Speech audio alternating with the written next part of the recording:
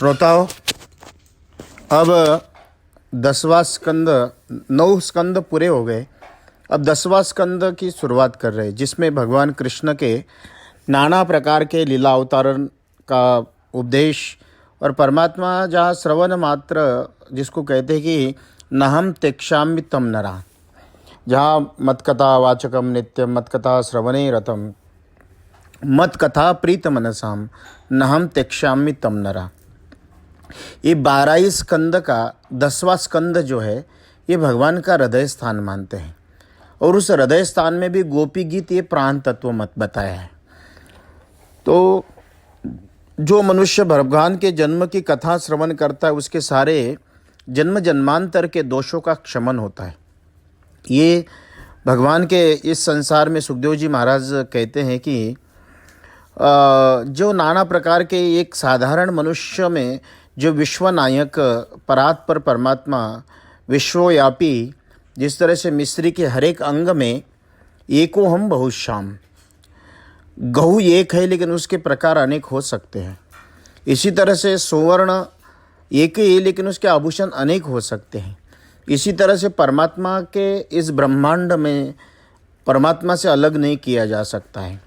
हो सकता है कि इधर से काली खोपड़ी वाले लोग अपने बुद्धि के द्वारा नाना प्रकार के भेद करके ये बड़ा है, ये छोटा है, ये पूर्ण है, ये है, लेकिन सब एक ही है, इसमें कोई भेद नहीं है। राम रहीम सब एक है, दोनों का मतलब एक है, कबीरदास जी कहते हैं। तो परमात्मा में कोई भेद नहीं। सच्ची बताएं आपको, अगर सत्यता के साथ मैं आपके साथ संवाद करूं तो जहाँ तक ईश्वर का एहसास करने की अगर अनुभूति मुझे कोई पूछे तो उस परमात्मा जिस तरह से मिठाई खाने के बाद वर्णन नहीं किया जा सकता है कि कितना मीठा है, इसी तरह से या फिर ज्ञात अज्ञात रूप से आप मिठाई ग्रहण करोगे तो वो मिठाई ही प्रदान कराता है। ये संप्रदाय, ये जितने भी हम लोग देखते हैं सब ये सब अपने अपने दुकानदारी खोल कर बैठे हुए लोग हैं और अपनी दुकान में माल बेचकर हम लोग बड़े हैं, श्रेष्ठ है, इस तरह का वर्णन करते हैं। लेकिन वास्तविक जिन्होंने परमात्मा को देखा है, हम लोग अगर जिन प्रमाण सहित अगर मैं कह सकूं तो मीरा ने परमात्मा को देखा। मीरा का कोई संप्रदाय नहीं है। तुलसीदास जी ने ईश्वर को साक्षात देखा है, उनका भी कोई संप्रदाय नहीं है। कबीरदास जी देखे, रविदास जी देखे, सूरदास जी देखे। अब आप अपने भाव के साथ अगर एक दृष्टांत मैं आपको बताना चाहूँ तो एक दृष्टांत याद आया मुझे। सूरदास जी और तुलसीदास जी महाराज एक बार मथुरा में एक होटले में बैठकर सत्संग कर रहे थे। सत्संग करते करते एक सांड, जिसको हम कह सकते हैं कि पागल, दौड़ते हुए सब लोगों को उठा उठा कर फेंकने लगा। सारे लोग घबराए, दौड़े दौड़े चलने लगे, भागने लगे। तो जैसे ही सूरदास जी महाराज ने देखा कि बैल आ रहा है तो वो भी उठकर भागने लगे। तुलसीदास जी वहाँ की वहीं बैठे रहे। अब तुलसीदास जी, वो बैल आया चला गया, शांत हुआ। तुलसीदास जी महाराज के दर्शन हुए तो उनके कारण वो शांत हुआ।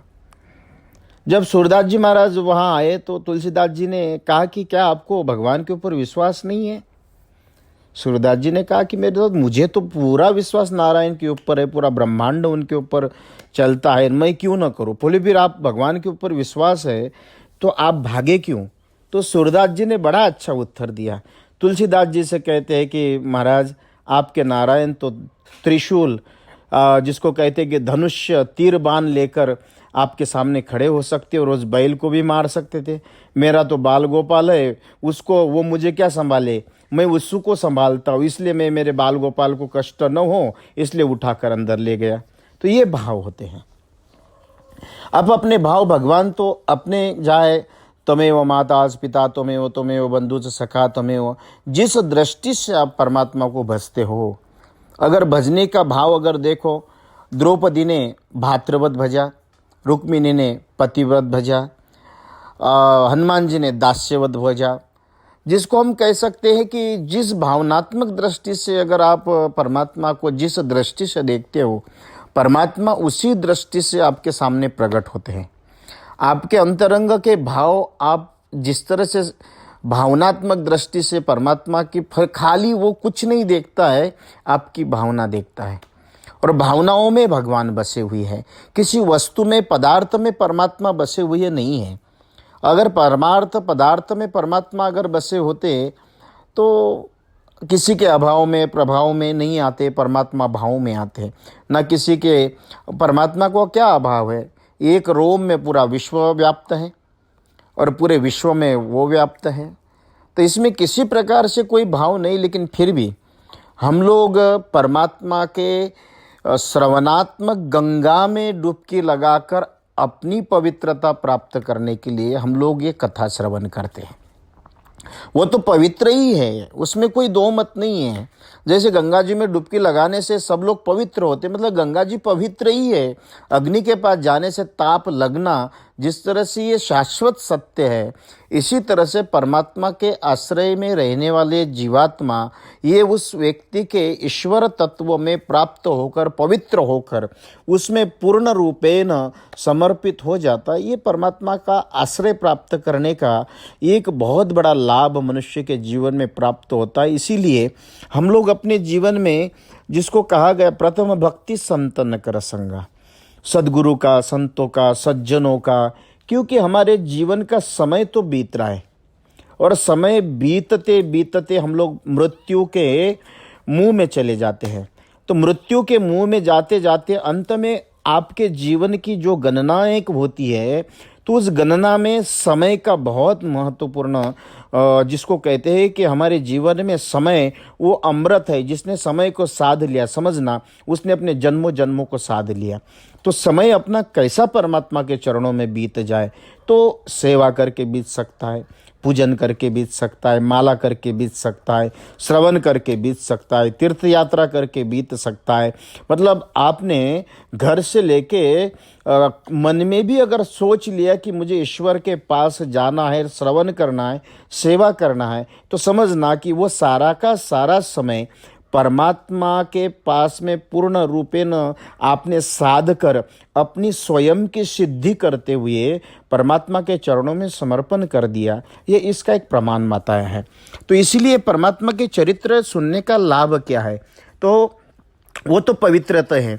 गंगा जल छिड़कने से जिस तरह से व्यक्ति पवित्र होता है, इसी तरह से परमात्मा के चरित्र रूपी पवित्र जल अगर हम हमारे जीवन में छिड़कते हैं, तो उसका जीवन उसी तरह से पवित्र, शुद्ध, समर्पित हो जाता है। और जहाँ शुद्धता है, भगवान कहते हैं निर्मल जन मन सोई मोए पावा। परमात्मा ने एक मनुष्य के जीवन में शर्त रखी है कि आप कुछ न करें, खाली पवित्र हो जाए बस। वो भी तन की पवित्रता नहीं, मन की, इंद्रियों की पवित्रता बताई। और इंद्रियों की पवित्रता मतलब क्या? आपके मन में राग न हो, आपके मन में द्वेष न हो, आपके मन में भेद न हो, आपके मन में किसी भी प्रकार से कोई भी संदेह न हो। तो वो जब आपकी अंतरंग की पवित्रता और पूर्ण रूप में, जैसे कोई लकड़ी गिरने के बाद लकड़ी का कोई अपनत्व नहीं होता है, स्वयं का किसी प्रकार से कोई स्वार्थ नहीं होता है।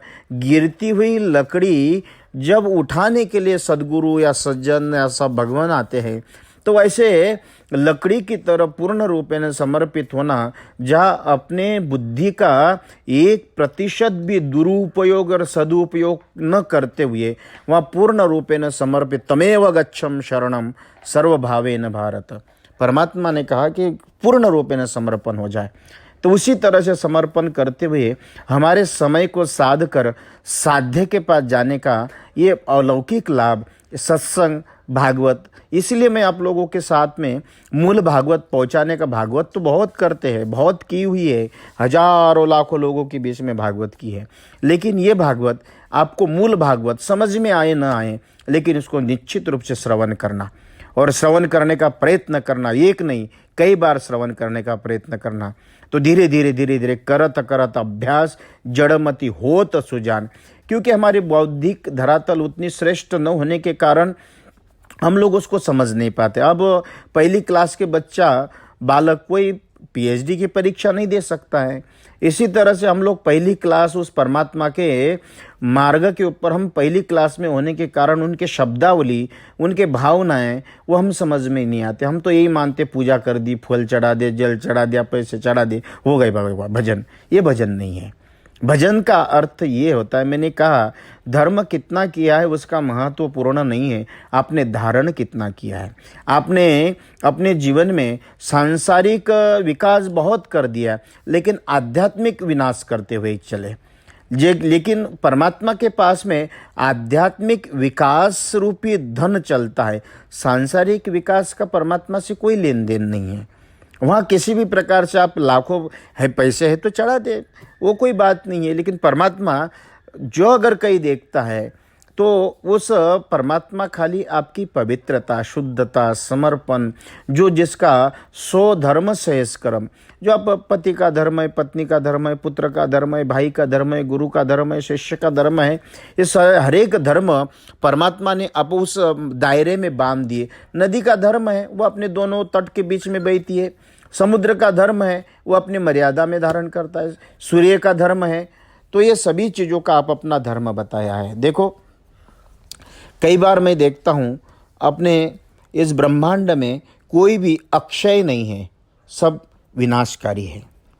एक धरती की अपने समय तक उम्र है, वायु की एक समय है, आकाश की भी एक समय है, जिसको हम कह सकते हैं कि ब्रह्मदेव, मैंने गणना कई बार आपके सामने भागवत में सुना है, उस गणना में समय बर्बाद नहीं करूँगा, लेकिन सभी जगह पे धरती, आकाश, पृथ्वी, जो आपके दृष्टिगोचर जो जो दिखे वो नासे। शास्त्र कहता है कि जो दृष्टिगोचर दिखता है वो सब का सब विनाशकारी है। चाहे भले ही हो सकता है कि कोई आज हो सकता है तो कोई कल हो सकता है, कोई परसों हो सकता है, कोई साल भर हो सकता है, कोई 10 साल बाद हो सकता है, 50 साल, 100 साल, 200 साल, 500 साल, 1000 साल, 1 लाख साल। हर एक समय में, हर एक परिस्थितियों में, हर एक की एक उम्र लिखी हुई है। जहाँ स्वर्ग के देवता भी अमृत पीने वाले ब्रह्मदेव के एक दिन में 14 इंद्रों की अर्थियाँ उठती है, ये शास्त्रों में लिखा है। अब इंद्र अमृत पीने वाला ही अमर नहीं है तो हमारे साधारण जीवात्मा की क्या दशा हो सकती है। तो इसलिए हम लोग चंद्र सूर्य की भी विनाश होता है, आकाश का भी, पृथ्वी का, यहाँ तक कि ब्रह्मा विष्णु महेश का भी समाप्ति होती है। तो हम तो एक साधारण नासमझ अज्ञानी बालक है। उस अज्ञानता के साथ में हमारा क्या उनके सामने है। इसीलिए परमात्मा ने दुर्लभो मानुषो देह देहि नाम शनुभंगरो, ये बड़ी अलौकिक जीवन परमात्मा ने प्रदान किया है। इस अलौकिक जीवन को हम लोग उस साधनात्मक दृष्टि से श्रेष्ठता के साथ में ईश्वर को कैसे साधा जाए, इसका साधन अगर कोई है तो श्रीमद् भागवत है। और उसमें भी श्रीमद् भागवत में प्राण तत्व ये 10वें स्कंद बताया है। आज थोड़ा मैं इसलिए आप लोगों के साथ संवाद कर रहा हूँ, थोड़ा आप समझ में आ जाए, आप सुने थोड़ा उसको। समझ में नहीं, कई लोगों के फ़ोन आए मेरे पास में कि महाराज जी ये भागवत तो बड़ी कठिन है, समझ नहीं पा रहे। नहीं भी आ रहा है तो सुनो। इसलिए परीक्षित जी महाराज अपने जहाँ गर्भ में जिनका संरक्षण किया, परीक्षित ही ये कैसे अकेले थे जो गर्भ में चक्र, सुदर्शन, झारी, चतुर्भुज, गदा, भगवान विष्णु के दर्शन उन्होंने किए थे। और अंतिम समय में भी परमात्मा का श्रवण करते हुए सौधाम ईश्वर धाम यद गत्वा निवर्तन्ते तद्धाम परमम मम, परमात्मा की शरणागति प्राप्त करने वाले परीक्षित ऐसे भाग्यशाली जीवात्मा ही जगत में प्राप्त हुए।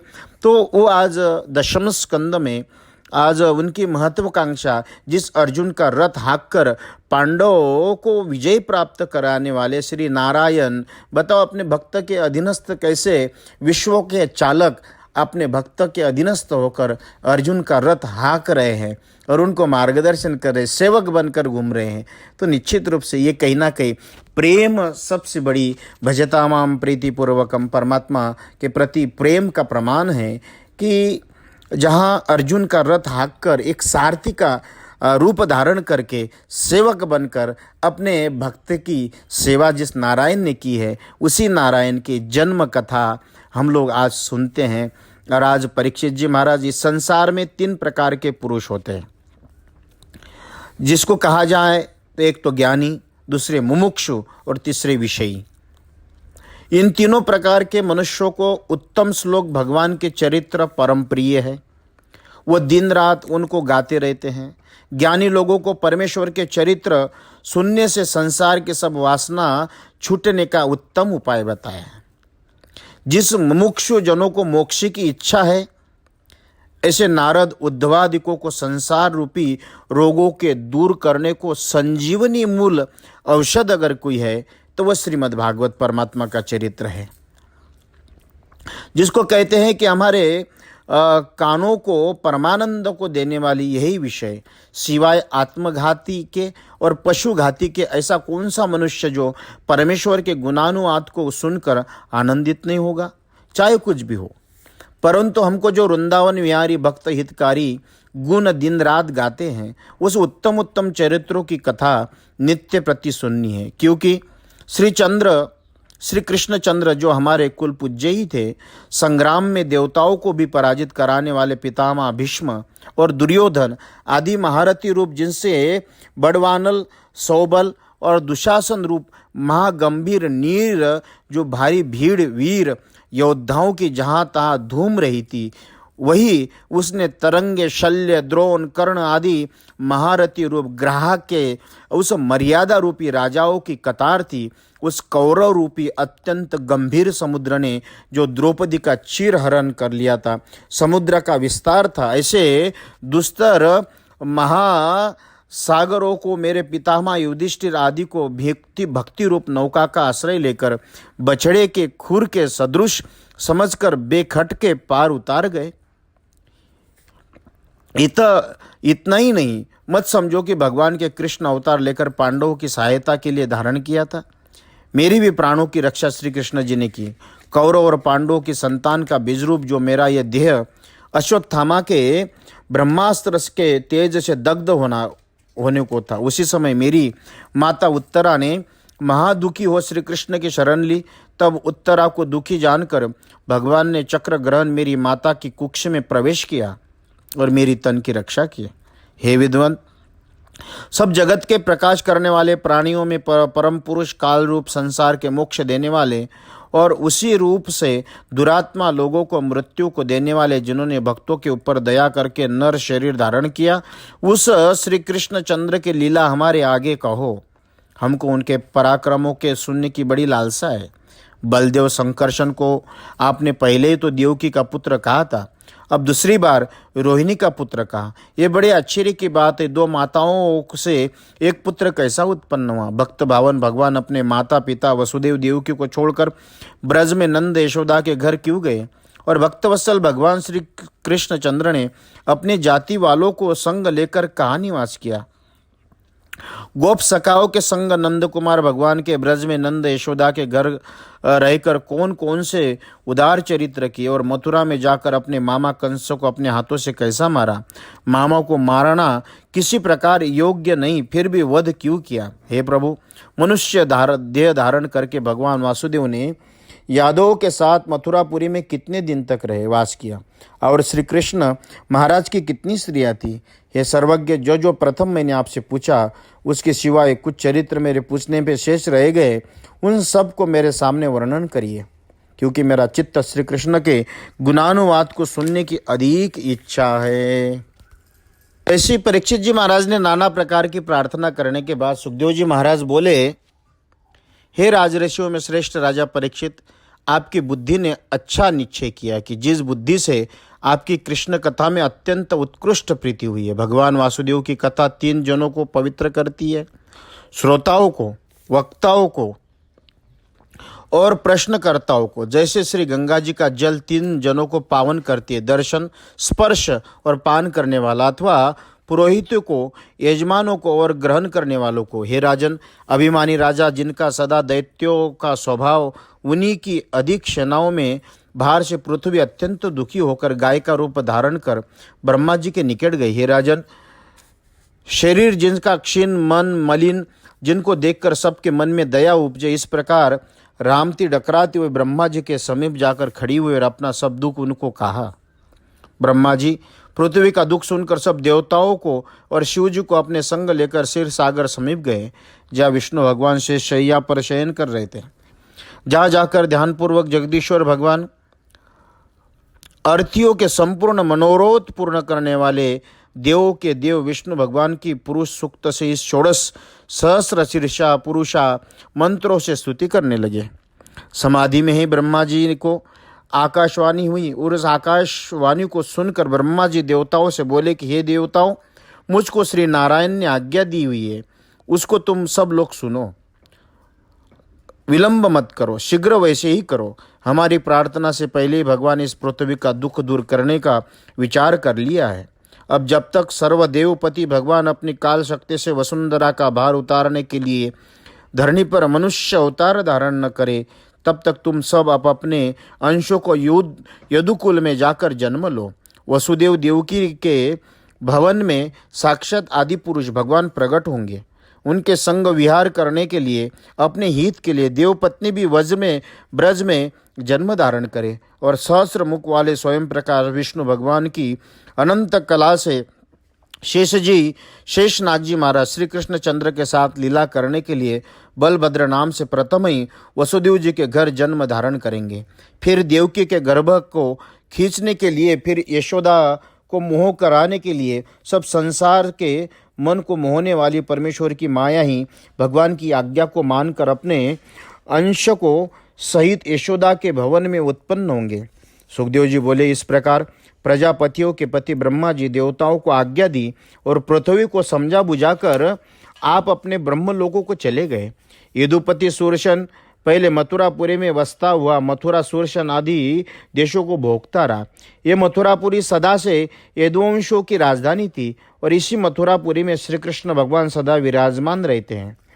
कंस की अनीति से उग्रसेन अत्यंत दुखी रहते थे और उग्रसेन का भ्राता जो देवक था, उसकी कन्या देवकी उस विवाह के योग्य हुई। तब उसने उग्रसेन ने और कंस ने पूछा, इस लड़की का विवाह किसके साथ करेंगे? कंस बोला, आजकल यदुवंशियों में सुरशन बड़ा तेजस्वी और प्रतापी राजा है, उनके पुत्र वसुदेव के साथ इनका विवाह कर दो तो अच्छा है। देवक ने उसी समय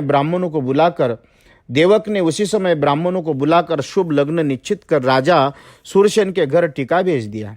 सुरशन बड़े धूमधाम से बारात सजाकर सब देश के नरेशों को संग ले आए।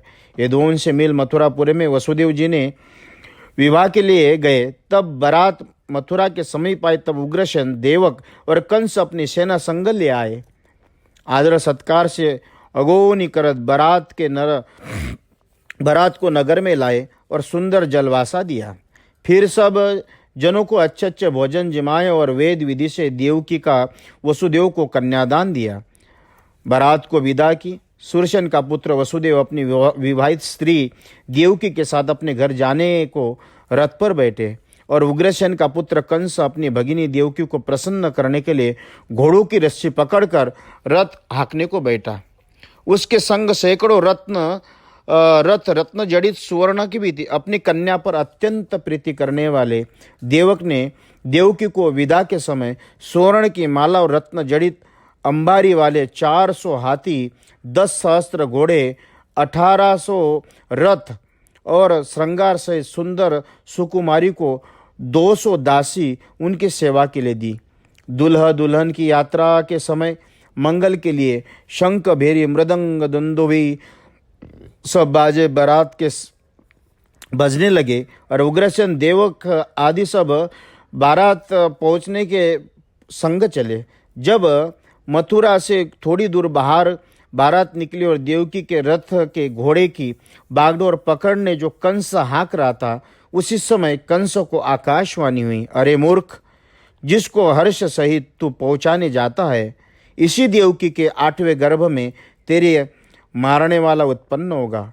इस प्रकार आकाशवाणी को सुन वो अधम पापी भोजवंशियों के कुल को कलंक लगाने वाला कंस बहन को मारने के लिए उपस्थित हुआ और खड़ग हाथ में ले केश पकड़कर देवकी को रथ से नीचे खींच लिया और क्रोध से दांत चबा चबा कर होठों को काट काट कर कहने लगा, जिस वृक्ष को जड़ से उखाड़ डालो तो फिर उस फल फूल ने क्यों लगेगा। इसीलिए इसी को न मार डालूं कि जिसमें पुत्र होने का संशय ही न रह जाए, फिर निर्भय होकर अपना निष्कपट राज्य करो। ये गति देख निंदनीय कर्म करने वाले महामूर्ख निर्लज्ज कंसों को बड़े ऐश्वर्यवान वसुदेव जी स्तुति और युक्ति से और करुणा भरे मधुर वचनों से उनको शांत करके बोले कि हे कंस, तुम बड़े शूरवीर हो, योद्धाओं में प्रशंसनीय हो, गुणज्ञ हो, भोजवंशियों का सुयश फैलाने वाले हो। देख इस समय एक तो विवाह का उत्साह, दूसरे साध्वी जाति स्त्री अबला स्त्री की इसे तुम्हारी प्यारी बहन है, फिर बिचारी दिन अबला को मारना कौन सा धर्म है। बलि कभी अबला पर हाथ नहीं उठाता, क्योंकि स्त्रियों को मारने का शास्त्रों में महापाप लिखा है। जो मृत्यु के भय से इस विचारी दिन को मारते हो तो मृत्यु तो किसी प्रकार मिटती ही नहीं, क्योंकि मृत्यु जो जन्मधारी मनुष्य संग ही लगी रहती है। जिस मनुष्य का जन्म होता है उसी दिन मृत्यु संग जन्मती है। और अधिक जीवन के लिए इसको मारे तो भी आज अथवा 100 वर्ष के अंतर में देहधारी का मरण निसंदेह होगा। और मनुष्य को यदि ये शरीर छोड़कर दूसरा शरीर धारण करना भी पड़े, ये कदापि हो सकता है, क्योंकि मरण समय भी ये अपनी प्राणी अपने वश में नहीं रहता। कर्मों के अनुसार प्रथम दूसरे शरीर को प्राप्त कर लेता है, तब पीछे इस शरीर को त्यागता है। और जैसे चलने के समय मनुष्य अपना अगला पाँव संभल कर रख लेता है, तब पिछले को पाँव को उठाता है। जैसे जोक चलते समय पहले तृण को पकड़ लेती है, तब पिछले तृण को छोड़ती है, ऐसे ही देही जिसमें अनेक प्रकार के संस्कार लगे हैं, जीवात्मा दूसरे शरीर को प्रथम ग्रहण कर लेता है। पिछली के देह को छोड़ना, स्वप्न में मनुष्य जैसे देखे हुए सुने हुए देह में जिसने अनेक प्रकार के संस्कार लगे हुए, उसी वश में चिंतन करता रहता है। मनुष्य स्वप्न में भी वैसा नहीं दिखता। देह को अपनी समझकर मैं हूँ, ये मेरा है, मैं दुखी हूँ, मैं सुखी हूँ, अपने राजा इंद्रादिका के समान मानकर अभिमान करता है। जागृत देह की संपूर्ण स्मृति भूल जाता है। उसी संस्कार वाले मन में मनोरथ करते करते देह को भूलकर जागृत में भी उसी प्रकार से मनोरथ को देह को देखता है और थोड़ी देर में कहने लगता है कि मैं हूँ, ये शरीर मेरा है, ये देह मेरा है, ये संसार मेरा है। स्वप्न भी फल को देने वाले कर्मों को प्रेरित विकारों को भरा हुआ मन यो माया रचित पंच महाभूतों को बने हुए मनुष्य पशु पक्षी इत्यादि जो शरीर है, उसी जिसकी ओर से दौड़ते अभिमान को बांधता है, उस शरीर को जीवों को संग लेकर जन्म लेता है। ये मन ही सब बात का कर्ता हरता ठहरता है। मन को ही जन्म लेना चाहिए, परंतु अकर्ता आत्मा क्यों जन्मता है। आत्मा उस मन को ये करके मानता है कि मैं हूँ, इस प्रकार कारण आत्मा उस मन के साथ जन्म लेता है। जैसे सूर्य चंद्रमादिका को ज्योतिर्मय पदार्थ जल के भरे घटाधिक पात्रों में प्रतिबिंब रूप होकर पवन के वेग से कंपायमान प्रतीत होता है, वैसे ही पुरुष अपनी अविद्या रचित देह में रोग के कारण प्रविष्ट आत्माभिमानी करके मोह को प्राप्त होता है। आत्मा में देहादिकों की भ्रांति से सूक्ष्म और स्थूल देहादिक धर्म आत्मा के दिखाई देते, वैसे ही देहादिक में आत्मा की भ्रांति होने से प्रेम पात्र तत्व और आदि आत्मा के देहादिक भी दिखाई देता है। इसलिए इंद्र और गर्दभादि के तनु से प्रीति समान होने से मृत्यु वचनों को प्रयत्न रुता ही है। इसलिए अपने आत्मा का कल्याण करने वाले प्राणियों के चाहिए किसी भी शत्रु भाव न रखे, क्योंकि शत्रुता करने वाले पुरुषों को दूसरे शत्रु और यम से भी भय होता है। इसीलिए हे राजन, तुम्हारी छोटी बहन है और अभी बालक है, दीन है, अबला है, देखो काठ की पुतली की नाई तुम्हारे आगे खड़ी है और तुमको परमेश्वर ने दिन हितकारी और सोजन भयकारी बताया है। ये मंगल रूपिणी आपको मारने योग्य नहीं है, क्योंकि दिन को और पराधीन को मारने का बड़ा दोष लगता है। सुखदेव जी बोले, क्रोवंशी राजा परीक्षित ऐसे प्रिय वचन कहकर वसुदेव जी के सामने भेद से समझाया तो एक भी आप ही दुष्ट और दूसरे राक्षसों का साथी, तीसरे आकाशवाणी का भय, उस महाक्रूर कंस ने वसुदेव जी की बात एक भी न माने और वसुदेव जी ने समझाया कि ये हटीला अपनी हट को कभी नहीं छोड़ेगा। ऐसा विचार और देवकी की मृत्यु निकट आई जानकर समय बिताने के लिए अपने मन में विचार किया, चतुर लोगों को उचित है कि जहाँ तक अपना बल विद्या बुद्धि पहुँचे वहाँ तक मृत्यु दूर करने का उपाय करें। तब इन्होंने प्रयत्नों से मृत्यु न बचे फिर पुरुष का कुछ दोष नहीं होता। इसलिए इस मृत्यु रूपी कंस को देवकी के जो पुत्र होंगे उनको देने का वचन देकर किसी प्रकार पहले तो इस दीन देवकी का प्राण बचाऊं। कदाचित कोई कहे कि पुत्र दे के देवकी के प्राण बचाए, यह तो बड़ा अनीति है। समय का टाल देना बड़े चतुरों का काम है। जब देवकी के पुत्र होंगे तब समय देखा जाएगा। अभी तो किसी प्रकार ये जीते बचे न जाने। बालक के जन्म होने से पहले ही ये दुष्ट कंस मार देगा। उनके मन में खटका था, कदाचित इसके पुत्र ही न हो, और जो पुत्र हो कंस दया करके उसको न मारे। अवश्य मेरा पुत्र कंसों को मारेगा, और जो ये उल्टी बात न हो और कोई कहे कि तुम्हारा पुत्र बालक इस तरुण कंस को कैसे मार सकता है। आप ही वसुदेव जी के अपने वचन का समाधान करते हैं। विधाता की गति किसी के जानने में नहीं आती। जो प्राणी मरने के योग्य हैं वो नहीं मरते, और जो मरने योग्य नहीं हैं वो मर जाते हैं। देखो, जब वन में आग लगती है तो जो वृक्ष जलने वाले नहीं हो समीप के बच जाते हैं, और जो जलने वाले दूषित होते हैं वो सब जल जाते हैं।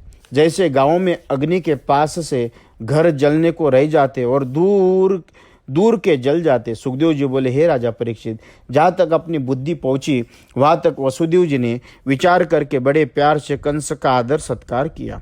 कंसों को विश्वास दिखाने के लिए वसुदेव जी लोक रीति से सदृश प्रफुल्लित मुख कमल से मशहूर महाक्रूर निर्लज्ज कंस के सामने मुस्कुराकर बोले कि परंतु मन तो अत्यंत ही दुखी था। वसुदेव जी बोले कि हे सौम्य, जो भय आपके चित्त में आकाशवाणी से उत्पन्न किया है वो भय तुम किंचित मात्र भी मत मानो, क्योंकि देवकी से आपको कुछ भी भय नहीं है। इसके पुत्रों से कुछ भय है, वो भय मैं आपका दूर किए देता हूँ। जो कि पुत्र इसका होगा मैं उसको उसी समय आपको समर्पण कर दूंगा। सुखदेव जी बोले, हे राजा, वसुदेव जी को सत्य मानकर कंस ने अपने बहन को मारने से छोड़ दिया, और वसुदेव जी भी प्रसन्न हो कंस की बड़ाई करके बारात समेत देवकी को लेकर अपने घर आए। सब प्राणियों के आत्मा वसुदेव भगवान को पूजने वाले देवकी के समय पाकर 8 पुत्र और 1 कन्या 1-1 वर्ष के उपरांत उत्पन्न किए।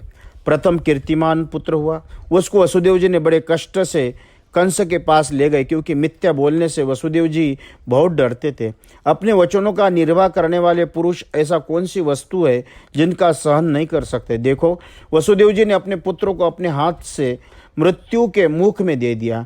एक परमेश्वर का सिवाय कोई पदार्थ सत्य नहीं है, ऐसे समझने वाले मनुष्यों को किसी बात की अभिलाषा नहीं रहती। इसलिए वसुदेव जी ने पुत्र के लाड़ प्यार को पहले ही त्याग दिया, क्योंकि विद्वान पुरुषों को सिवाय सत्य और किसी वस्तु की अपेक्षा नहीं रहती। और वसुदेव जी ने ये भी नहीं समझा था कि मैं पुत्रों को आप ले जाऊंगा तो दया करके न मारेगा। ये बात वसुदेव जी के मन में सैकड़ों कोसों तक भी नहीं थी, क्योंकि दुष्ट जन कौन सी बात नहीं कर सकता है। कंस से दुष्ट के मन में दया कब आ सकती है। कोई कहे कि पहले तुरंत जन्मे पुत्रों को देवकी ने कैसे दे दिया। देवकी ने समझा कि जिसका काल नहीं उसको मारने वाला कोई नहीं है। जो मार भी डाले तो भी ऐसे पुत्र बहुत होंगे। मेरे सच्चे पुत्रों तो श्री कृष्ण चंद्र, आनंद कंद, वैकुंठ विहारी, भक्त हितकारी, ये समझकर कंस को दे दिया। हे राजन, वसुदेव जी की समता और सत्यता देखकर अत्यंत प्रसन्नता से कंस बोला कि इस बालक को अपने घर फेर कर ले जाओ, क्योंकि इससे मुझको कोई भय नहीं है। तुम्हारे 8वें पुत्र से मेरी मृत्यु निश्चित है। बहुत अच्छा ये कर वसुदेव जी पुत्रों को लेकर अपने घर को चल दिए, परंतु कंस के वचन का कुछ विश्वास नहीं किया, क्योंकि कंस क्षणिक बुद्धि है, उसका मन उसके वश में नहीं है। अभी फेर दिया, थोड़ी देर में फिर मंगा ले। जब ये बात नारद जी ने सुनी, वसुदेव जी का पुत्र कंस ने वापिस कर दिया। उसी समय आकर कंस से कहने लगे, ब्रज में नंद जी आदि से लेकर जो गोप ग्वाल है और वसुदेव जी आदि लेकर ऋषि यादव और देवकी आदि से लेकर यादव की स्त्री जो तुम्हारी समीपवर्ती है। हे कंस, ये संपूर्ण वसुदेव जी और नंद जी के वंश में जाति बंधु सूर्योदय ये सब देवता ही आकर प्रकट हुए हैं। पृथ्वी पर जो दैत्य लोगों का भार बढ़ा है, उसके उद्धार के लिए भगवान ने अवतार लेने के लिए उपाय रचा है, वह तुम जान लेना। फिर 8 लकीरें पृथ्वी पर खींच कर दिखाई। इधर से गिनी तो 8 हुई और उधर से गिनी तो भी 8 हुई, बीच में गिनी तो 8 हुई। सब नारद जी बोले कि 8वां गर्भ इसमें कौन सा समझना चाहिए। इस प्रकार समझा बुझाकर नारद जी चले गए। तब कंस ने यादव को देवता समझकर और देवकी के 8वें गर्भ से विष्णु भगवान अवतार धारण करके मुझको मारेंगे, ये निश्चय समझकर देवकी और वसुदेव को बंदी घर में बंद कर पाँवों में बेड़िया, हाथ में हथकड़ियाँ डाल दी। जो जो इनके पुत्र हुए उन्हें विष्णु भगवान की शंका मान मंगवा कर मारता था, क्योंकि संसार में जो अपने प्राणों की रक्षा करने वाले अभिमानी, घात की और लोभी राजा ये माता पिता, भ्राता और मित्रों को ही मार डालते हैं। कंस यही जानता था कि मैं पहले जन्म से कालनेमी नामक एक बड़ा राक्षस था और विष्णु की आज्ञा से महावीर जनों को मुझको अपने हाथों से मारा था।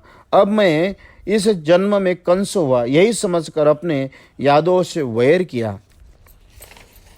यदुवंशी, भोजवंशी, अंधक वंशियों के राजा उग्रसेन अपने पिता को कारागार में डालकर महाबली कंस आप ही सुदर्शन वेश का राज्य करने लगा। इति श्रीमद्भागवते महापुराणे दशम स्कंदे पूर्वार्ध भाष्याटिकायां श्री कृष्णावतारोपक्रमे श्री कृष्ण जन्म हेतु वर्णनम नामो प्रथमो अध्यायः। अब द्वितीय अध्याय दशम स्कंद का।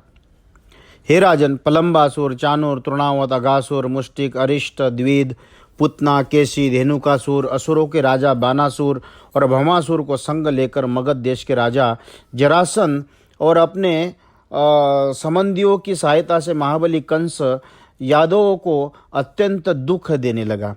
यादव लोग कंस के भय से दुखित होकर कुरुदेश, पांचाल, कैकश, शाल्व, विदर्भ, निषद, विंध्य, कौशलादि देश में जा जाकर वास करने लगे। बहुत से अक्रूरादि यादव कंस के आज्ञाकारी बन दिन रात उसकी सेवा करने लगे। जब 6 बालक मार डाले तब विष्णु भगवान की ही कला शेष जी, जिनका नाम कहते हैं कि देवकी के गर्भ से स्थित हुए, ये गर्भ देवकी को हर्ष और शोकों का बढ़ाने वाला हुआ, क्योंकि आनंद रूप भगवान का अवतार होगा। इस बात का तो हर्ष और पहले के बालकों के समान इस बालकों को भी कंस मार डालेगा, इस बात का शोक दिन रात करता रहा। तब विश्वभावन भगवान ने जाना कि मेरे प्रिय यादवों को कंस बहुत दुख देता है। उस समय अपने नेत्रों से योग माया को प्रकट करके उसको आज्ञा दी, हे भद्रे, हे देवी, कल्याण रूपिणी, ग्वाला और गौओं से शोभित ब्रजभूमि है, तू वहाँ जाकर वसुदेव जी की स्त्री रोहिणी नंदराय जी के घर गोकुल में है और दूसरी वसुदेव जी की स्त्री कंस के भय से गुप्त स्थान में वास करती है और देवकी के उदर से मेरी कला रूप शेष नाग जी के प्रवेश किए है और वहाँ से निकाल कर रोहिणी के उदर में पहुँचा दे। परंतु इस बात को कोई न जाने, सब लोग तेरा यश बखान करे। हे मंगल रूपिणी, जब तू गर्भों को खींचेगी तो पीछे मैं परिपूर्ण रूप से देवकी के पुत्र भावों को प्राप्त होऊंगा और तू नंदराय जी के भार्या यशोदा के उदर में उत्पन्न हो। कल्याणी, तू पुत्राधिक्य की कामना करने वाली, मनुष्यों की सब कामना पूर्ण करने वाली और सब संसार से मनुष्य धूप दीप फल फुलादि सामग्री और बलिदान भेंट कर कलयुग में तेरा पूजन करेंगे और तू उनके संपूर्ण मनोरथ को पूर्ण करेगी। पृथ्वी पर मनुष्य तेरा स्थान, भवन और सुंदर सुंदर मंदिर बनाएंगे। दुर्गा, भद्रकाली, विजया, वैष्णवी, कुमुदा, चंडिला, कृष्णा, माधवी, कन्या, माया, नारायणी, ईशानी, शारदा और अंबिका इत्यादि नाम से धरेंगे। गर्भ के खींचने से संसार के लोग सब बालक का नाम संकर्षण कहेंगे और जगत को रमाने वाले होंगे, अब उनको राम कहेंगे। महाबलशाली होने के उनको बलभद्र भी कहेंगे। इस प्रकार भगवान की आज्ञा उनको परिक्रमा दे वचनों को स्वीकार कर पृथ्वी को पर आकर वही कार्य किया जो मोहित रूप मथुरा में वसुदेव के घर आई और गर्भ छिपा कर लाई और रोहिणी के उदर में प्रविष्ट किया। सब गोकुलवासी यही जानी कि पहला ही आदि ने योग माया का भेद किसी ने प्रकट न हुआ। जब पूरे दिन हुए तो श्रावण शुद्धि 14 बुधवार को बलदेव जी ने गोकुल में जन्म लिया। बलराम भगवान की जय। योग माया से वसुदेव जी देवकी को स्वप्न दिया कि मैंने तुम्हारे पुत्र को ले जाकर रोहिणी को दे दिया, अब तुम किसी बात की चिंता मत करो। ये बात सुनते ही अचानक वसुदेव देवकी चौंक कर सोते से जाग उठे और देवकी अपने पति से कहने लगी, ये काम तो भगवान ने बहुत अच्छा कर दिया, परंतु कंसों को इसी समय जाकर जता देना चाहिए, न जाने के पीछे वो दुष्ट क्या उपद्रव मचाए। ये सोच समझकर रख वालों को बुला सब वृत्तांत कह दिया। उन्होंने जो का त्यों कंसों को सुनाए। महाराज, आज देवकी का गर्भ पतित हो गया, बालक पूरा नहीं हुआ। ये बात सुनते ही कंस अकुलाकर बोला कि जो कुछ हुआ वो हुआ, परंतु अब आगे तुम 8वें गर्भ की चौकसी रखना, क्योंकि मुझको 8वें गर्भ का ही बड़ा खटका है। वह योग माया देवकी से उधर से बालकों को ले रोहिणी ने के उदर में रख आई। तब पूर्ववासी मनुष्य पुकार कर कहने लगा कि अब की बार कंस ने अपनी बहन देवकी को ऐसा धमकाया कि उसका गर्भ अधूरा ही गिर गया, बालक पूरा नहीं होने पाया। अपने भक्तों को अभयदान देने वाले विश्वात्मा भक्त भगवान अपने परिपूर्ण रूप से वसुदेव देवकी के मन में आकर प्रकट हुए। जब वसुदेव जी के मन में भगवान आकर उपस्थित हुए तब सूर्य के तेज के समान वसुदेव जी के तेज हो गया। उस समय कोई मनुष्य तेज के प्रकाश कारण वसुदेव जी के सन्मुख न आ सके, ऐसा तेजस्वी वसुदेव हो गए। फिर विश्व के कर्ता सर्वात्मा मूर्तिमान जो कि देवकी के पहले ही विराजमान थे, उनका वसुदेव जी ने अपने मन में देवकी के मन में विराजमान किया।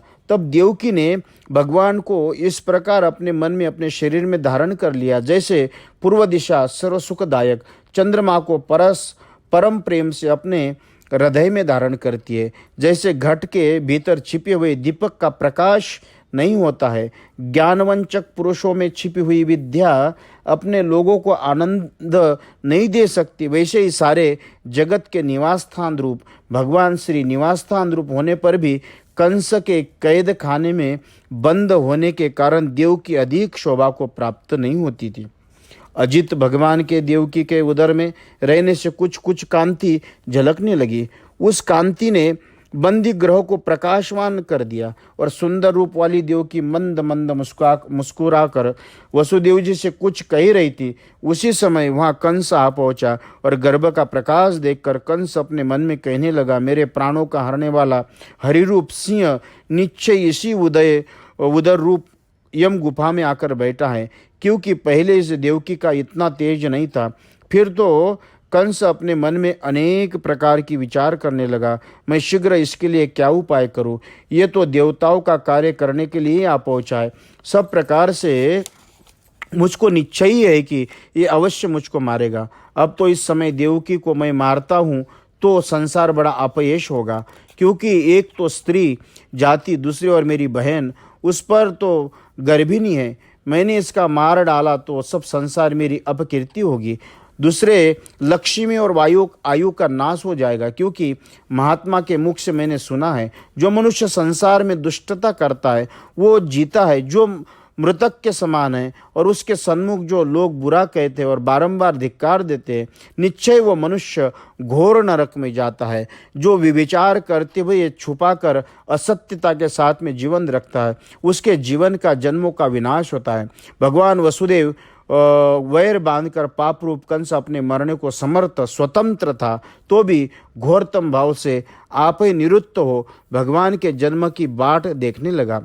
जब बैठते उठते सोते जागते भोजन करते और पृथ्वी पर विचरण करते, इंद्रियों के ईश्वर भगवान ही चिंता में रहता था। जगत के भगवान रूप देखते ही इतने में ब्रह्मा, महादेव, नारद आदि मुनि और ऋषिया समेत सब गंधर्व लोग आकर गर्भ में सर्व कामनाएं पूर्ण करने वाले भगवान वसुदेव की मधुर वाणी से स्तुति करने लगे। आप सत्य संकल्प हैं, सत्य परायण हो, भूत भविष्य वर्तमान तीनों कालों में पृथ्वी, जल, पवन, तेज, आकाश, इस पंचभूतों को कारण और आप पंचभूतों के विनाश होने के समय आप ही अवशिष्ट और रहते हैं। समदृष्टि और मनोरथ वाणी प्रवर्तक, ज्ञानियों को प्रेरणा देने वाले सत्य रूप आप ही नाथ हो। हम सब आपकी शरण में हैं। सत्यव्रतम सत्य परम त्रिसत्य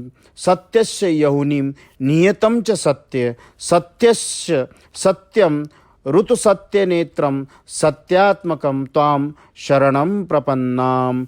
उस परात्पर परमात्मा ने, हे देह ब्रह्मांड रूपी आदि वृक्ष आपकी माया से उत्पन्न होकर आपका ही आश्रय रहता है और इसी की रक्षा के लिए आप अनेक रूप धारण करते हैं।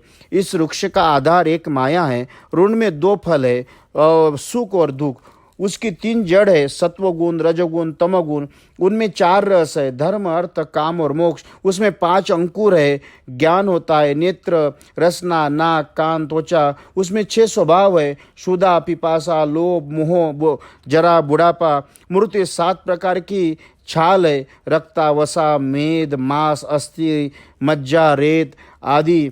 8 शाखा है, पृथ्वी, जल, तेज, वायु, आकाश, मन, बुद्धि और अहंकार। उसमें 9 खखोड़ल है, अर्थात छिद्र है, नेत्र, 2 मुख, कान, 2 नाक, 2 छेद, उपस्थ, गुदा। उसमें 10 पत्ते हैं, प्राण, अपान, व्यादान, समान, नाग, कूर्म, क्रुकल, देवदत्त और धनंजय। उस पर 2 पक्षी रहते हैं, जीव और ईश्वर। ये देहरूपी है, कभी ये उपजता है तो कभी कटता है। ऐसी ये देह कभी जन्म लेता है, कभी मरता है। इस संसार में उत्पत्ति पालन करने वाले आप ही इस जगत में आप भिन्न नहीं हैं। आपकी माया के वशीभूत हो जिनके चित्त भूल रहे हैं, वो लोग आपसे भिन्न नहीं देखते, आपको नाना प्रकार का जानते और ज्ञानी पुरुष आपका एक ही रूप मानते। हे प्रभु, एक रूप जो आप ब्रह्मा बताकर जगत की उत्पत्ति करते हो, हे विष्णु बनकर रक्षा करते हो, शिव बनकर संहार करते हो और सत्व गुण से युक्त सत्व पुरुषों को सुख देते हो। ये अधर्मियों को दंड देने वाले रूप है, इसके लिए उनको धारण करते हो। सारे देवताओं ने अनेक प्रकार के परमात्मा की स्तुति गान करते हुए देवकी से कहते कि हे माता, हमारा कल्याण करने के लिए साक्षात परम पुरुष भगवान आपने परिपूर्ण रूप से तुम्हारे कोख में आए हैं। आनंद हुआ। हम निश्चित रूप से कहते हैं कि अब कंस भी इसके हाथ से मारा जाएगा। तुम किसी प्रकार से मत डरो, तुम्हारा पुत्र सब यादव वंश की रक्षा करने वाला होगा। सुखदेव जी बोले, राजन, जिस प्रकार जिस स्वरूप कहने में नहीं आए, ऐसे परम पुरुष भगवान उसकी इस प्रकार यथावत स्तुति करके ब्रह्मा जी और महादेव जी को आगे करके सब देवता स्वर्ग चले गए। इति श्रीमद्भगवते महापुराणे दशम स्कंदे भाषा टीकायाम गर्भगत विष्णु ब्रह्मादिक कृत स्तुति नाम 2 अध्याय। 10 दिशाएं उज्ज्वल हो गई, आकाश निर्मल हो गया, समस्त तारागण उज्ज्वल उदित हुए, पृथ्वी परम मंगल रूपिणी हो गए। पूर्ण नगर, ग्राम, रज आकर वन वाटिका अत्यंत रमणीय शोभायमान दृष्टि आने लगे। नद नदियाँ जल स्वच्छ और शीतल हो गया। तालाबों में कमल कमिलिनी खिल गए। भ्रमर उन सुंदर सुंदर सुगंधित पुष्पों को सूंघ सूंघ कर उन्मत्तों को गुंजारने लगे। वृक्षों की शाखाओं पर पक्षी मन भावन सुहानी बोलियां बोलने लगे। सुखदायक शीतल मंद सुगंधित सुनी पवन बहने लगी। ब्राह्मणों के होम की अग्नि शांत प्रज्वलित हो गई।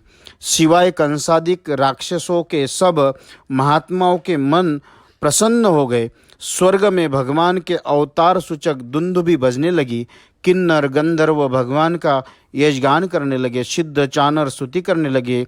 विद्याधरों की स्त्रियां और अप्सराएं नृत्य करने लगी। मुनि देवता ब्रज पर पुष्पों की वर्षा करने लगे। समुद्र आनंद में भरकर लहरें लेने लगा। मेघ मंद मंद शब्द से गरजने लगा। चपल क्षण क्षण मात्र में चमकने लगी। इस प्रकार भादोवदी अष्टमी बुधवार रोहिणी नक्षत्र में आधी रात के समय देव रूपिणी देवकी की कोख से सर्व अंतर्यामी भक्त भावन भगवान साक्षात अपने प्रगट में रूप में प्रकट होए। कृष्ण कन्हैया लाल की जय। वे जैसे आधी रात समय पूर्व दिशा में पूर्वमासी का चंद्रमा उदित होता है, कमल सदृश नेत्र वाले 4 भुजा धारण किए हुए, शंख चक्र गदा आयुध उठाए, श्रीवत्स चिन्ह धारण किए, गले में शोभावली कौस्तुभ मणि धारण किए, पीताम्बर धारण किए, सघन श्याम मेघ के सदृश महंगे मूल्य की वैदूर्ण मणि से जटित मुकुट, कुंडलों की कांति करके दैदीप्यमान केश धारण किए हुए, सुंदर कांची बाजूबंद कंकन आदि को करके शोभायमान ऐसा अद्भुत बालक श्री कृष्ण को वसुदेव जी देखते ही भय विष्णु भगवान को अपना पुत्र जान आश्चर्य से वसुदेव जी के नेत्र प्रफुल्लित हो गए और अपने मन में धैर्य धर उसी समय उस 10 सहस्त्र गोदान मानसिक संकल्प ब्राह्मणों को देने के लिए किया। हे भारत, अभिमन्यु कुमार उस बालक की कांति से प्रसूतिकार ऐसा प्रकाशमान हो रहा था कि किंचित मात्र भी अंधकार नहीं रहा। वसुदेव जी के पुत्रों को परब्रह्म परमात्मा समझकर उनके प्रभाव को देख शुद्धि बुद्धि से हाथ जोड़कर सिर झुकाकर निर्भय होकर उनकी स्तुति करने लगे। भगवान, आपको मैंने भली भांति जाना, आप माया से परे साक्षात परम पुरुष हो, केवल अनुभव और आनंद ही आपका स्वरूप है और संपूर्ण जनों की बुद्धि के दृष्टा हो। मैं भली भांति जानता हूँ आप वही है जिन्होंने पहले अपनी माया से सत्वगुण रजोगुण तमोगुण रूप से यह विश्व रचना की। आप उनसे प्रविष्ट नहीं होते और सद्रूप से प्रविष्ट सदृश देखने में आता है। जैसे महत्त्व अहंकार पंचतत्व पंचतन मात्रा अतः शब्द स्पर्श रस रूप गंध ये 7 पदार्थ, पंच ज्ञानेन्द्रिय कर्मेंद्रिय और 11वां मन सब महाभूत अर्थात पृथ्वी जल तेज वायु 16 विकारों संग मिलाकर संपूर्ण ब्रह्मांड को रचते, पृथक पृथक ब्रह्मांड को उत्पन्न करने वाला सामर्थ्य नहीं रखते और उस उत्पन्न होने वाले उपरांत ब्रह्मांड में प्रविष्ट होकर जानने में आते यथार्थ रीति का प्रथम कारण रूप से प्रविष्ट ही थे। इस कारण उत्पन्न हुए कार्य में उनका पीछे से प्रवेश होना संभव नहीं हो सकता। ऐसे आपका प्रवेश पीछे से संभव नहीं है। ऐसे ही आपके रूप बुद्धिदायक इंद्रियों से जानने में नहीं आता है। विषयों में अपार हो परंतु विषयों के साथ आप ग्रहण करने में नहीं आते। जैसे नेत्रों के रूप में देखने में आता है, रस का ज्ञान नेत्रों से किसी प्रकार नहीं हो सकता है, ऐसे विषयों को ग्रहण में आपका ग्रहण नहीं हो सकता है। वसुदेव जी महाराज ने बहुत सारे प्रकार से प्रार्थना करते हुए, हे दुष्ट कंस ने तुम्हारे जन्म के वृत्तांत हमारे घर में सुनकर आपके बहुत भ्राता मार डाले। अभी जो कोई मनुष्य इस दुष्ट से कह देगा कि आपका अवतार हुआ है तो वह सुनते ही शस्त्र हाथ में लेकर यहाँ चलाएगा। सुखदेव जी बोले, हे राजन, इस प्रकार वसुदेव जी ने स्तुति कर तब पीछे से देव की पुत्र में महापुरुष भगवान सब लक्षण जानकर मधुर मुस्कान देख कंस के भय से धीरे धीरे पुत्रों की स्तुति करने लगी। अनादि व्यापक ज्योति स्वरूप निर्गुण निर्विकार सत्ता मात्र दिव्य गुण राशि निर्विशेष और चेष्टा रहित जो तुम हो, ये स्वरूप किसी के जानने में नहीं आता है। वेद आपके स्वरूप का वर्णन करते तुम ज्ञान के प्रकाश करने वाले साक्षात विष्णु भगवान हो। जिस प्रकार ब्रह्मा जी 100 वर्ष की अवस्था होती है, उस समय प्रलय काल में सब लोग नष्ट हो जाते, पंचमहाभूत अपनी अपनी तन्मात्रा में मिल जाते हैं और तन्मात्र प्रधान से लीन हो जाते। प्रधान के जानने वाले उस समय केवल एक आप ही अजन्मा अवशिष्ट रह जाते। माया प्रेरक ये जो काल है उसको अपनी माया वर्णन करती है। इसी काल में विश्व होता है। पल आदि के लिए जिसकी वर्षों तो गणना है, ये परार्ध रूप से बड़ा है। ऐसा आप निर्भय रूपी हो, आपके शरणंगत हो, आदि पुरुष सब उस परार्ध पर परमात्मा का। हे मधुसूदन, आपका जन्म और मेरे यहाँ होना, आप इस बात को ये पापी कंस न जाने पाए, क्योंकि अधीर चित्त वाली स्त्री जाति जो मैं हूँ, आपके कारण इस कंस के भय से अत्यंत भयभीत हूँ। हे विश्वात्मा, शंख चक्र गदा पद्म से शोभायमान जो आपका चतुर्भुज और अद्भुत स्वरूप है, इसका छिपा लो। ये तो जगत प्रत्यक्ष काल में दृष्टि आता है। प्रलय काल के समय बिना परिश्रम ही उस सृष्टि को आप ही उदर में धारण कर लेते हैं। देव की इस तरह से प्रार्थना करते हुए भगवान ने बड़े शांत मन से माँ के सारे वचन सुनकर कहा, तुमको अपने पूर्व जन्म की सुध नहीं है, उसे सुनो। स्वयंभू मनवंतर में पहले तुम्हारा पृष्णि नाम था और वसुदेव जी उस समय पाप रहित सुतपा प्रजापति थे। अब तुम दोनों को ब्रह्मा जी ने सृष्टि रचने की आज्ञा दी, तब आपने इंद्रियों को रोककर बड़ा भारी तप किया और वर्षा, वायु, धूप, गर्मी, शीत सब कालों को, गुणों को ग्रहण किया। श्वास रोककर अपने मन के मैल को दूर किया। सूखे पत्र और पवन का भोजन करके वर्षों तक रहे। मुझे वरदान प्राप्त करके मनोरथ से आप दोनों जन शांत चित्त हो मेरी आराधना करने लगे। हे माता, तुम दोनों जनों से मुझ में चित्त लगाकर बड़ा भारी तप किया। करते करते देवताओं के 12 सहस्त्र बीत गए। हे निष्पाप, जब तुमने तप करने में के समय श्रद्धा भक्ति से हृदय में मेरा ध्यान किया, उसी समय देह से तुम्हारे ऊपर मैं प्रसन्न हुआ। तुम दोनों ने मन की अभिलाषा पूरी करने के लिए मैं उसी समय इसी शरीर से आपको सन्मुख आकर प्रकट हुआ और आपसे कहा, वर मांगो, वर मांगो, वर मांगो। तब आपने ये वर मांगा कि हे भगवान, जो आपके वर देने की इच्छा है, हम पर प्रसन्न है, ये वर दीजिए कि आपके समान हमारे पुत्र हो। संसार के विषय सुख आपने नहीं भोगे थे और कोई संतान भी नहीं थी। आपने मेरी माया से मोहित होकर मुक्ति नहीं मांगे। उस समय मैंने तुमको मनोवांछित वर दिया। तुम्हारे मेरे ही समान पुत्र होंगे और तुमको ये वर देकर मैं अंतर्धान हो गया। अपने मनोरथ प्राप्त करके विषयों का सुख भोगने लगे। जब मैंने शील, उदारता, गुणों से युक्त अपने सदृश दूसरा कोई पुरुष नहीं देखा, तब पुरुषनी गर्भ नाम से विख्यात होकर मैं ही आपका पुत्र हुआ। फिर पीछे दूसरे जन्म में आप कश्यप और अदिति हुए। मैंने उपेंद्र नाम से आपके ही घर में आकर फिर जन्म लिया। हे जननी, इस अवतार में मेरा शरीर बहुत छोटा था, इसलिए मेरा नाम वामन विख्यात हुआ। फिर अब तीसरी बार उसी रूप में आपके घर जन्म लिया। हे माता, मेरा वचन सत्य मानो। देखो, तुमने एक बार मांगा, मैंने तुम्हारे घर 3 बार जन्म लिया। पहले जन्म का स्मरण कराने के लिए मैंने तुमको यह रूप दिखाया, जो अपने प्रकार से मनुष्य के बालक का रूप धारण कर हो जाता। तुम क्या जानते और तुमको कैसे विदित होता है? परमेश्वर ने हमारे घर आकर अवतार लिया है।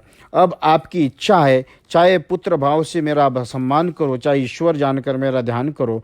मुझसे स्नेह करोगे तो परम गति को प्राप्त होगे, और तुमको कंस का भय है कि मेरे पुत्रों की वही दुष्ट मार डालेगा, तो तुम मुझको गोकुल में नंदराय जी के घर पहुंचा दो और यशोदा के गर्भ से प्रकट हुई योग माया उसको उसी समय अपने घर ले आओ।